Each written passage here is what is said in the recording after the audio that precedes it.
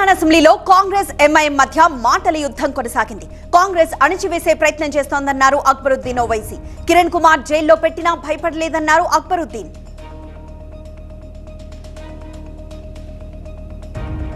అక్బరుద్దీన్ వ్యాఖ్యలకు CM Revanth Reddy counter ఇచ్చారు. Akbaruddin pro tem speaker ను చేశామని చెప్పారు. మైనారిటీల అభివృద్ధికి కట్టుబడి ఉన్నామని చెప్పారు. ఓల్డ్ సిటీ న్యూ సిటీ అని తమకు తేడా లేదన్నారు సీఎం. షబీర్ అలీ అజార్ ను ఓడించడానికి ఎంఐఎం పనిచేసిందని చెప్పారు. ముస్లింలు మీ సొంతం కాదన్నారు రేవంత్ రెడ్డి. సిద్దిపేట గజ్వేల్లో బిల్లులు ప్రజలు కట్టలేదనడం సరికాదన్నారు ఎమ్మెల్యే హరీష్ రావు. అక్కడ ప్రాజెక్టుల బకాయిలు ఉండొచ్చన్నారు. బకాయిలను ప్రజలపై వేయడం కరెక్ట్ కాదన్నారు. తాము తెలంగాణ కోసమే పొత్తులు పెట్టుకున్నామని చెప్పారు హరీష్ రావు. 50 ఏళ్ల కాంగ్రెస్ చరిత్రలో 6 గంటలే కరెంట్ ఇచ్చారన్నారు కేటీఆర్. తెలంగాణలో విద్యుత్ కేంద్రాలు కట్టకుండా విద్యుత్ లోటుతో తెలంగాణ ఇచ్చారని చెప్పారు. నేదునూరు ప్రాజెక్టుకు గ్యాస్ కేటాయించలేదని చెప్పారు. ఇప్పుడు ప్రభుత్వం మీది, నేదునూరు పూర్తి చేయండి అన్నారు కేటీఆర్. యాదాద్రి జెన్కో పవర్ ప్లాంట్ లో స్కామ్ పై విచారణకు సిద్ధమన్న మాజీ మంత్రి జగదీష్ రెడ్డి సవాల్ పై సీఎం రేవంత్ రెడ్డి స్పందించారు. యాదాద్రి పవర్ ప్లాంట్ స్కామ్ సహా విద్యుత్ రంగంలో మొత్తం 3 అంశాలపై జ్యుడిషియల్ విచారణకు ఆదేశిస్తున్నట్లు అసెంబ్లీలో సీఎం రేవంత్ ప్రకటించారు. అప్పులు లేకుండా అభివృద్ధి సాధ్యం కాదన్నారు ఎమ్మెల్యే జగదీష్ రెడ్డి. పవర్ విషయంలో కర్ణాటక, రాజస్థాన్ లోటులో ఉన్నాయని చెప్పారు. భద్రాద్రి విషయంలో BHEL ముందుకు వచ్చిందని చెప్పారు. NGTలో కేసు వేయడం వల్ల భద్రాద్రి ప్రాజెక్టు ఆగిందని, యాదాద్రి ప్రాజెక్టు అందుకే ఆలస్యమైందన్నారు జగదీష్. తెలంగాణకి బీఆర్ఎస్ వాళ్లే కరెంట్ ఇచ్చినట్లు మాట్లాడడం సరికాదన్నారు మంత్రి శ్రీధర్ బాబు.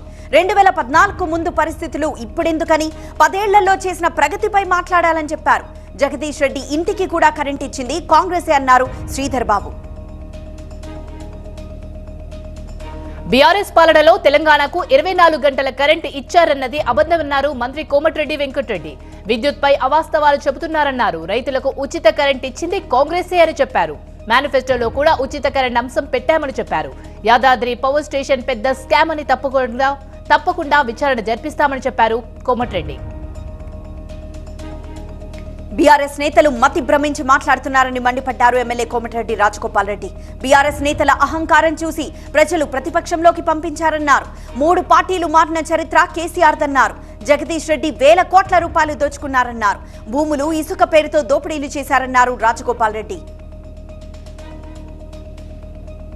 అసెంబ్లీలో విద్యుత్ రంగంపై మంత్రి బట్టి శ్వేతపత్రం విడుదల చేశారు. రాష్ట్రంలో విద్యుత్ రంగం పరిస్థితి ఆందోళనకరంగా ఉందని, అక్టోబర్ 31 నాటి డిస్కంల అప్పు 62,461 కోట్లకు చేరాయని ఆయన తెలిపారు. విద్యుత్ రంగంలో మొత్తం అప్పులు 81,516 కోట్ల రూపాయలు చేరాయని బట్టి ప్రకటించారు. నిరుద్యోగ భృతిపై కాంగ్రెస్ ప్రభుత్వం మాట మార్చిందన్నారు BRS MLA Kadiyam Srihari. Priyanka Gandhi release చేసిన యూత్ డిక్లరేషన్ లో ప్రకటించిన నిరుద్యోగ భృతి ఏమైందని ప్రశ్నించారు.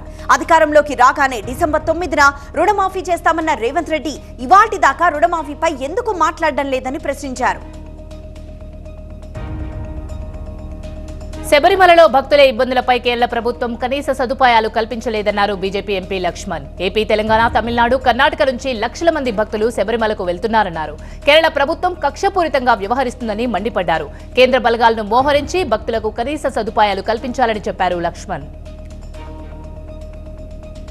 విద్యారంగంలో విప్లవాత్మక మార్పులు తెచ్చామన్నారు సీఎం జగన్. మన పిల్లలు ప్రపంచంతో పోటీ పడేలా ఉండాలన్నారు. ప్రతి రూపాయి రేపటి భవిష్యత్తుపైనే ఖర్చు చేస్తున్నామన్నారు.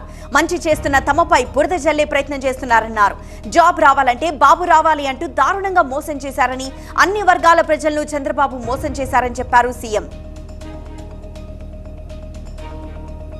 ఏపీలో పెన్షన్లు పెంచుతూ ఉత్తర్వులు జారీ చేసింది ప్రభుత్వం. వైఎస్ఆర్ పెన్షన్ కానుక 2,750 నుంచి 3,000 రూపాయలకు పెంచింది. జనవరి 1 నుంచి పెరిగిన పెన్షన్లు పంపిణీ చేయనుంది ఏపీ ప్రభుత్వం. అంగన్వాడీల డిమాండ్లపై ప్రభుత్వం సానుకూలంగా ఉందన్నారు మంత్రి ఉషా శ్రీచరణ్. కానీ ఇది సరైన సమయం కాదని, అంగన్వాడీ సెంటర్ల తాళాలు పగలగొట్టమని మేము చెప్పలేదన్నారు. బాలింతలు, చిన్నపిల్లలు ఇబ్బందులు పడుతున్నారన్నారు. సీటు విషయంలో ఇప్పటి వరకు సీఎంను కలవలేదని, తమ పోటీపై జగన్ నిర్ణయానికి కట్టుబడి ఉంటామన్నారు ఉషశ్రీ. ప్రభుత్వ కార్యాలయాలు విశాఖకు తరలింపుపై ఏపీ హైకోర్టులో స్టేటస్ కో అమలు చేసింది. అయితే ఈ కేసు త్రిసభ్య ధర్మాసనానికి బదిలీ చేసి ఉత్తర్వులు జారీ చేసింది. త్రిసభ్య ధర్మాసనం విచారణ జరిపే వరకు స్టేటస్ కో అమల్లో ఉంటుందని ఏపీ హైకోర్టు తెలిపింది. ఏపీ సీఎం జగన్ ఆడుదాం ఆంధ్ర కార్యక్రమంపై ఫోకస్ పెట్టింది ప్రభుత్వం. ఆడుదాం ఆంధ్ర పేరుతో ఈ నెల 26 నుంచి రాష్ట్ర వ్యాప్తంగా ఆటల పోటీలు ప్రారంభిస్తారు. క్రీడల నిర్వహణపై కలెక్టర్లు అధికారులకు సూచనలిచ్చారు సీఎం. పల్లె నుంచి పట్నం దాకా యువతలో దాగున్న క్రీడా నైపుణ్యాలను వెలికి తీయడమే దీని ఉద్దేశమన్నారు జగన్. చంద్రబాబు పవన్ పై మంత్రి అంబటి ఆగ్రహం వ్యక్తం చేశారు. గతంలో బాబు పవన్ కలిసి పోటీ చేసి ఏం చేశారన్నారు. టీడీపీ దౌర్భాగ్య పాలనకు పవన్ బాధ్యుడు కాదా అని ప్రశ్నించారు. ప్యాకేజీ డ్రామాలు ప్రజలకు తెలుసని, జగన్ను చూసి భయపడే అంతా కలిసి వస్తున్నారని చెప్పారు అంబటి రాంబాబు. పేదల అభ్యున్నతే లక్ష్యంగా ఏపీలో సంక్షేమ యజ్ఞం జరుగుతోందన్నారు సజ్జల రామకృష్ణారెడ్డి. ఈ యజ్ఞం ఇలాగే కొనసాగాలంటే మళ్లీ జగన్మోహన్ రెడ్డే ముఖ్యమంత్రి కావాలన్నారు. రాక్షసులంతా కలిసి జగన్ పై దండెత్తుతున్నారంటూ బాబు పవన్ పై సెటార్లు వేశారు సజ్జల. చిత్తూరు జిల్లా వడమలాల్పేట మండలం అప్పాలయగుంట శ్రీ ప్రసన్న వెంకటేశ్వర స్వామి ఆలయంలో పూజలు నిర్వహించి మొక్కులు తీర్చుకున్నారు మంత్రి రోజా. జగన్ మళ్లీ సీఎం కావాలని కోరుతూ కార్యకర్తలతో కలిసి కొబ్బరికాయలు కొట్టారు మంత్రి రోజా. వైసీపీ అభ్యర్థుల ఎంపికపై అధిష్టానం కసరత్తు కొనసాగుతోంది. 3 రోజులుగా సీఎం ఆఫీస్ కు క్యూ కడుతున్నారు ఎమ్మెల్యేలు. సీట్ ఇవ్వలేని వారికి పరిస్థితులు వివరిస్తున్నారు పార్టీ పెద్దలు. సీఎం జగన్ తో భేటీ తర్వాత సంతృప్తి వ్యక్తం చేస్తున్నారు మెజార్టీ ఎమ్మెల్యేలు. మరికొంతమంది ఎమ్మెల్యేలు మిథున్ రెడ్డి, సజ్జలను కలిసే అవకాశం ఉంది. విశాఖ సభలో ఎమ్మెల్యేల ట్రాన్స్ఫర్ ఏంటన్న చంద్రబాబు వ్యాఖ్యలకు స్ట్రాంగ్ కౌంటర్ ఇచ్చారు కొడాలి నాని. 30 ఏళ్ల కిందట చంద్రగిరి నుంచి కుప్పంకు ట్రాన్స్ఫర్ పై చంద్రబాబు వెళ్లలేదా అని ప్రశ్నించారు. పవన్ భీమవరం, గాజువాకకు, లోకేష్ మంగళగిరికి వలస వచ్చిన వారే అని చెప్పారు. బాబు, పవన్, లోకేష్ ఎమ్మెల్యేలుగా గెలిస్తే చాలని యుద్ధం చేస్తున్నారని సెటార్ వేశారు కొడాలి నాని. బాపట్ల జిల్లా చెరుకుపల్లి వైఎస్ఆర్సీపీ పార్టీ కార్యాలయంలో సీఎం జగన్ జన్మదిన సందర్భంగా కేక్ కటింగ్ చేసి రక్తదాన శిబిరాన్ని ప్రారంభించారు ఎంపీ మోపిదేవి. సీఎం జగన్ నియోజకవర్గ ఇన్ఛార్జ్ గా గణేష్ ని నియమించడం అభినందనీయమన్నారు. జగన్ ను మరలా సీఎం చేసే వరకు ప్రతి కార్యకర్త సైనికుల్లా పనిచేయాలన్నారు. పవన్ ను బలవంతంగా టీడీపీ సభకు తీసుకొచ్చారన్నారు deputy speaker Kolagatla Veerabhadraswamy. Vote అడిగే హక్కును టీడీపీ కోల్పోయిందనే, జనం రావట్లేదనే పవన్, బాలకృష్ణను బాబు పిలిపించారని విమర్శించారు కొలగట్ల. పవన్ కళ్యాణ్, చంద్రబాబు వ్యాఖ్యలను జాతీయ పార్టీ గమనిస్తోందన్నారు బీజేపీ నేత విష్ణువర్ధన్ రెడ్డి. బీజేపీ, జనసేన కలిసి వెళ్లాలని జాతీయ నాయకత్వం కోరుకుంది. ఏపీలోనూ కలిసే వెళ్తామనే విశ్వాసం తమకుందన్నారు బీజేపీ నేత.